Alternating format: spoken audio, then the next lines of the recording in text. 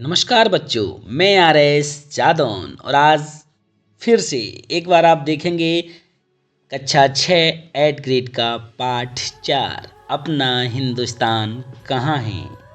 आप देख रहे हैं Hindi by R S. Jadaun sir. जैसा कि आप एनिमेशन में देख रहे होंगे बच्चों कि दो बच्चे साइकिल लेकर के एक दूसरे की तरफ भागे जा रहे हैं। इसी प्रकार बेटे आज हमारे देश में जो है हम आपसी टकराव में उलझ रहे हैं, जबकि हमें एक ही दिशा में चलना चाहिए। आज हम एक दूसरे की विपरीत दिशा में, एक दूसरे के सामने चल करके एक दूसरे को गिरा रहे हैं। आपसी बैर भाव से भरे हुए हैं, ईर्ष्या से भरे हुए हैं, द्वेष से भरे हुए हैं, जबकि हमें ऐसा नहीं करना चाहिए। हमें एक दूसरे का सहयोग करना चाहिए, एक ही दिशा में चलना चाहिए, जबकि हम एक दूसरे के सामने टकराव वाली स्थिति में आ रहे हैं। अब आप देख रहे हो कि ये दोनों बच्चे जब सामने आएंगे तो क्या होगा। देखते हैं प्रश्न नंबर 1, एक ही शब्द के दो बार आने पर किस चिन्ह का प्रयोग होता है बच्चों। नंबर 1 योजक चिन्ह, नंबर 2 प्रश्नवाचक चिन्ह, नंबर 3 अल्प विराम, नंबर 4 पूर्ण विराम।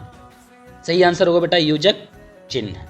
प्रश्न नंबर 2 है बेटा हमारा, वर्तमान शिक्षा में जरूरत है, काय की है जरूरत, बड़े बड़े भवनों की, यंत्रों की ताकत की, चिंतन के विस्तार की, या फिर बेटा आंदोलन की। तो बेटा सही आंसर होगा चिंतन के विस्तार की, चिंतन के विस्तार की। प्रश्न नंबर 3 है बेटा, भूमंडलीकरण को कहते हैं निजीकरण, नंबर 2 वैश्वीकरण, नंबर 3 व्यापारीकरण, या फिर सशक्तिकरण। तो बेटा सही आंसर होगा इसमें वैश्वीकरण।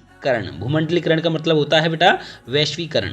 प्रश्न नंबर 4 छंद शब्द प्रयुक्त होता है कविता में, नंबर 2 कहानी में, नंबर 3 नाटक में, नंबर 4 एकांकी में। तो बेटा सही आंसर होगा इसमें छंद हमारे कविता में प्रयोग होते हैं। किसमें प्रयोग होते हैं बच्चों?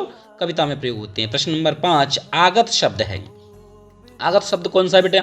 सकल, नंबर 2 विश्व, नंबर 3 वैभव और नंबर 4 ताकत। तो सही आंसर होगा बेटा शकल। सकल जो है एक विदेशी शब्द है, इसलिए ये आगत शब्द कहा जाता है। नीचे दिए गए शब्दों में से उचित शब्द चुनकर रिक्त स्थानों की पूर्ति करना है। प्रश्न नंबर 6 यंत्रों की ताकत के भीतर कहाँ है? तो मंत्रों का मृदु घोष कहाँ है?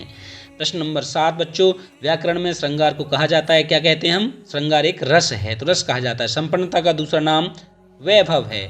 मीरा, कबीर, भारतेंदु, खुसरो किस कुल के हैं बेटा? तो कवि कुल के हैं, अर्थात ये सब लोग कवि हैं। अच्छा व्यवहार करना मूल्य है बेटा, नैतिक मूल्य है। कैसा मूल्य है? नैतिक मूल्य। धन्यवाद बच्चों। अगर वीडियो आपको अच्छा लगे तो इसको लाइक जरूर करें, सब्सक्राइब अवश्य कर लें, जिससे हर वीडियो आपके पास पहुंच पाए, एवं जो भी आपके कमेंट हों तो करें।